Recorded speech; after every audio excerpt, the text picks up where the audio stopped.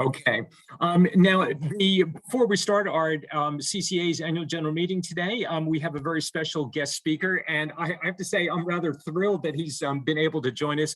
It's Damien Cave. Now, Damien is originally from Massachusetts in the U.S. He's been in Australia now. I think he's probably well more than 4 years as the Sydney bureau chief of the New York Times. Now, I must put a personalization on this. I grew up in my high school and university years reading the New York Times. I was in New Jersey, and this was our paper of record. And one of the greatest moments of my life many years ago, when I lived in Armidale, New South Wales, I wrote an article that was published in the New York Times about living in Australia as an American. So it's one of my great achievements, was some years ago. Anyway, but it's a great pleasure that Damien's been happy to join us. The key thing is that Damien has recently published a book, which you can probably see. There we go. It's probably in image now, called Into the Rip: How the Australian Way of Risk and Made My Family Stronger, Happier, and Less American.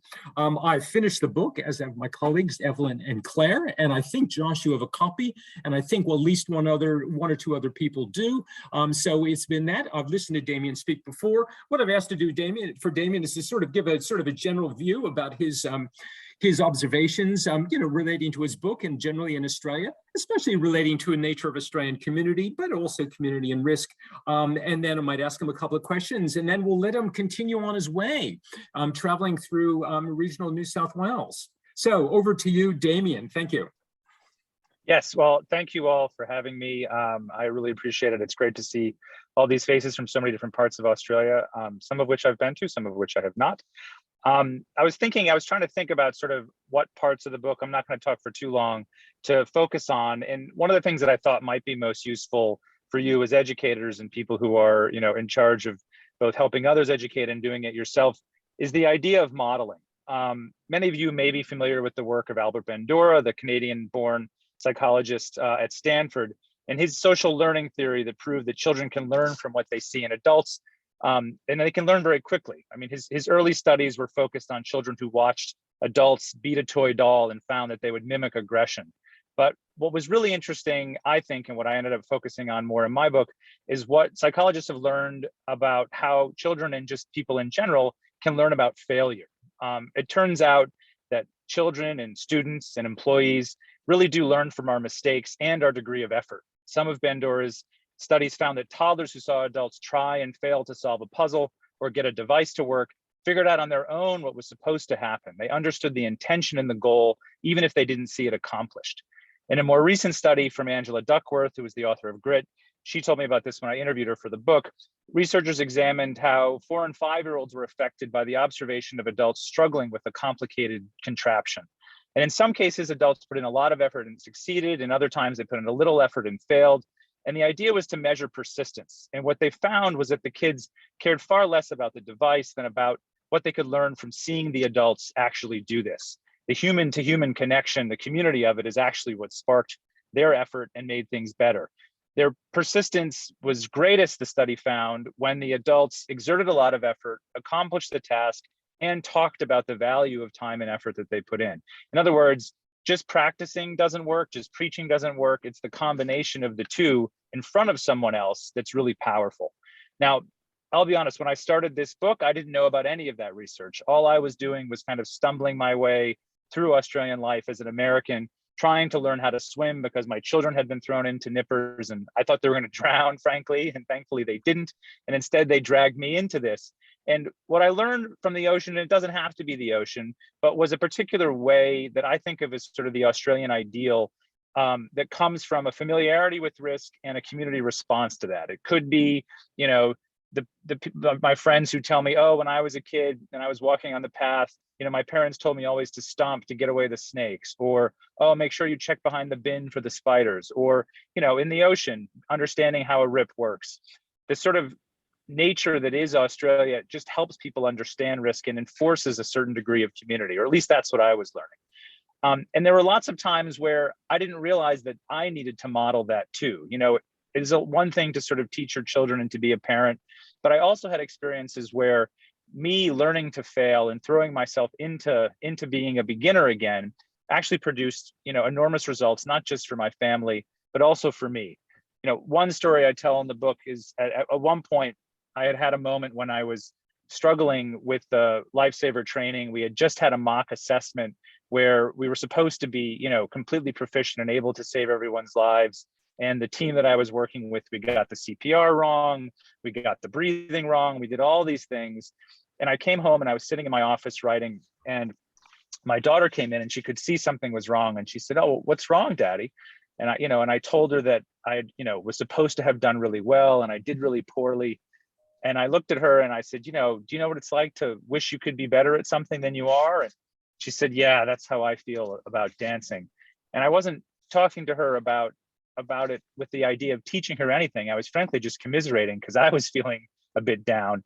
But we both concluded that what we needed to do was practice. And, that simple conclusion, sealed with a hug by the two of us, really made me realize that the reason we model things and we throw ourselves out there into new experiences isn't just for the people who can see it. In these experiments, it's all about teaching the children. But what I actually ended up learning, thanks to Australia and the people who dragged me into Australian life, is the power of modeling for the person who's actually doing the modeling.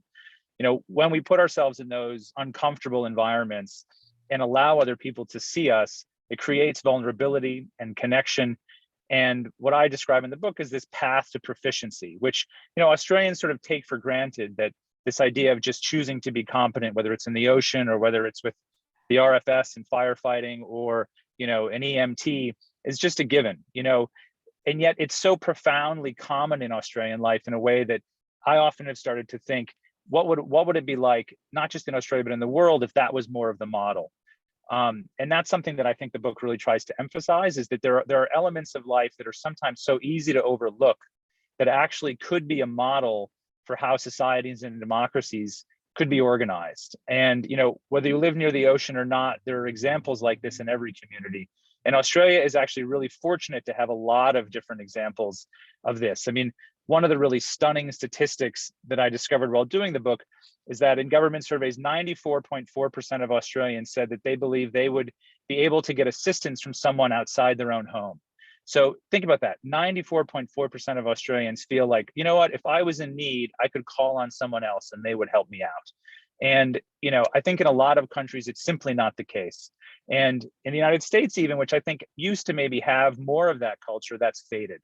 And I think it's worth remembering that that kind of culture of community effort is not something that just stays automatically.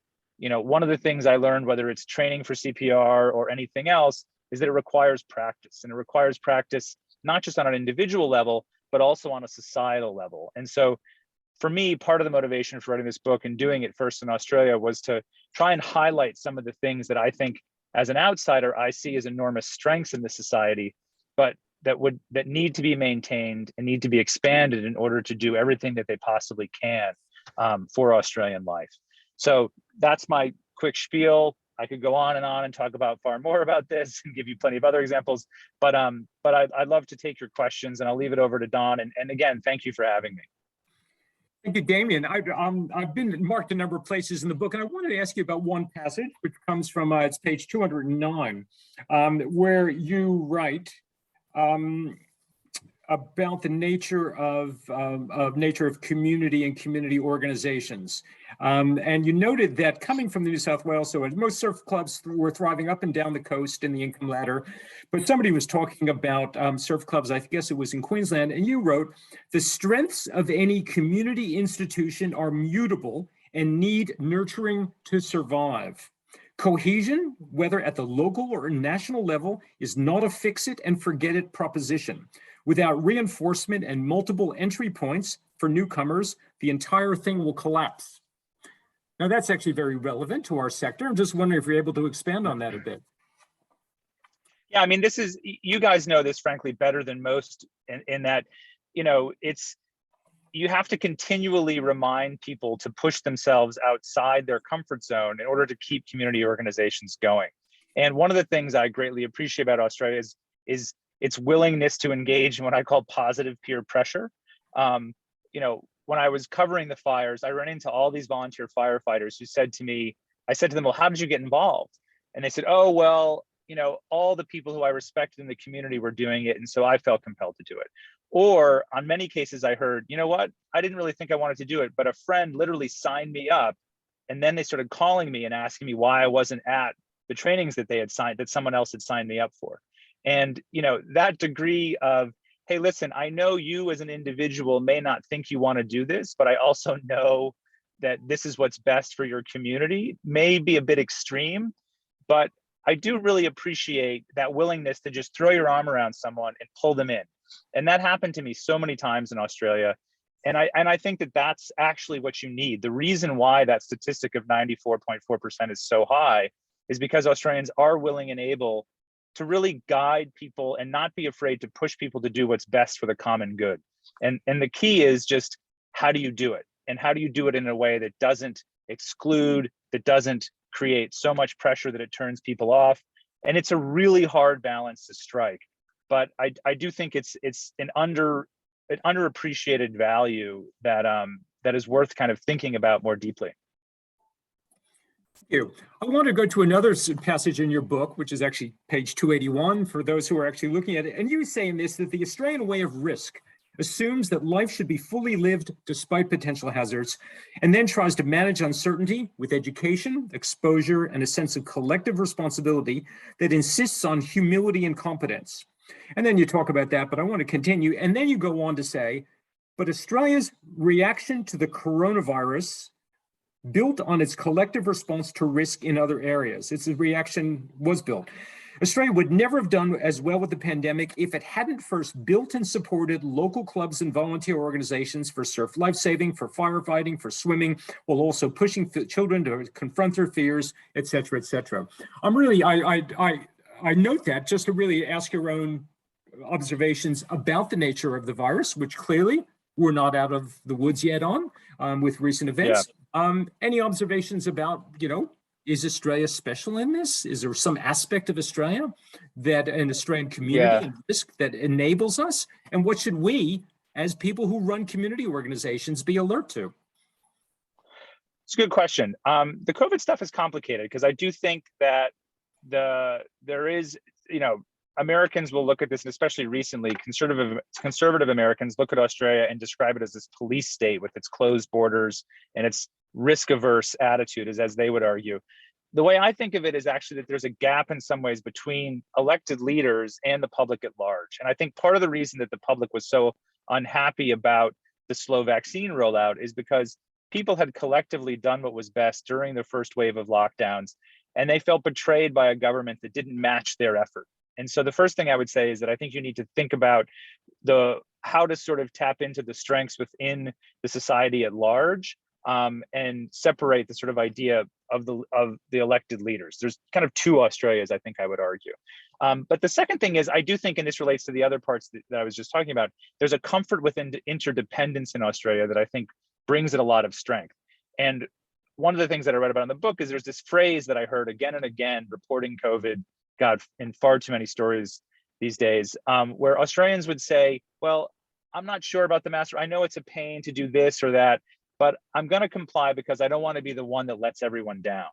Whether it's, I heard this at the Opera House among people who were singing in the chorus. I heard it among nurses. I heard it among teachers. And that sense of, I know that my actions affect others, I think is what's made Australia's response as cohesive and coherent as it's been.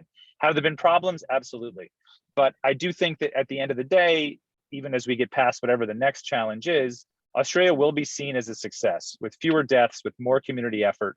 And the question I think going forward is, how do you build on that into other areas while still acknowledging the frustrations that people have had to go through this process? And that's an enormous challenge. But I think anything that you can do to build on that idea of, I'm connected and I want to be co-responsible for the results of this, I think is a benefit that brings strength to any organization. Thanks. One last question for you.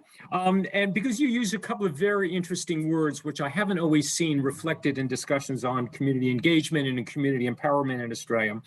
And this again comes from page 285 of the book. You wrote, it's also the way that people behave and interact in Australia. Instead of a fortress protecting the free and fragile, the American model, Australians demand participation and proficiency And that's that word participation and proficiency, especially, that I'm commenting on here, from as many people as possible. Instead of individualistic Americanisms like squeaky wheel gets the grease, have a blast, pull yourself up by the bootstraps, Australian slang tilts towards she'll be right, mate, don't get too big for your boots, and fair dinkum, which I had to look up to learn that it's a phrase affirming what Australians collectively see as genuine. Interested in those two components, which is really participation and especially proficiency, because that's actually, I think, a new concept in terms of societal and civic engagement. Any comments on that? Yeah, I mean, I've become an enormous fan of proficiency, as you can probably tell. I just wrote an essay in the Times about it, and to me, it's we live in this world of optimization and perfection where we expect everything to be immediate and perfect right away. And proficiency, which just means skilled in doing, is such a wonderful concept because it means you can improve and that you don't have to be perfect. It allows for imperfection. It allows for a sense of humility in the face of challenges and recognizing that perfection may be impossible. And it values simple competence. And that's action, it's behavior. It's not the word that you use, it's not what you say on Twitter, it's the way that you treat someone and the way that you work with someone in whatever challenging environment that may be. And so, I really think that a society built on proficiency would be better for democracy, it would be better for education, it would be better for journalism, it would be better for all kinds of things. And it might actually help us shift in a direction away towards what I sort of feel now, and this is maybe just me because I'm in media, but it's such a kind of outrage focused environment that we're in. I sometimes wonder if we're almost communicating too much, and it's odd for me to say that as a writer, and not focusing enough on what we do. And Martin Seligman, who's this wonderful psychologist who I interviewed at length for the book too, often talks about how we focus sometimes too much on feeling good and thinking that that's what's going to help us do well, when in fact it's the opposite. You need to do well, and that helps you feel good. And proficiency to me is the path to that. It's the path to a more positive psychology. It's a path to happiness, and it's a path to a healthier society. Damien, I thank you very much for your contributions and joining us today with the brief stopover that you've had and on your way out to do some on-location reporting. I also thank you for your contributions to both interpreting Australia to the rest of the world, especially to North Americans, but to the rest of the world, and to some reasonable extent, helping to interpret Australia to Australians from a very different perspective, one that which has seen many different parts. So we thank you for your assistance and we wish you the best of luck. Thank you, and I appreciate all your efforts as well.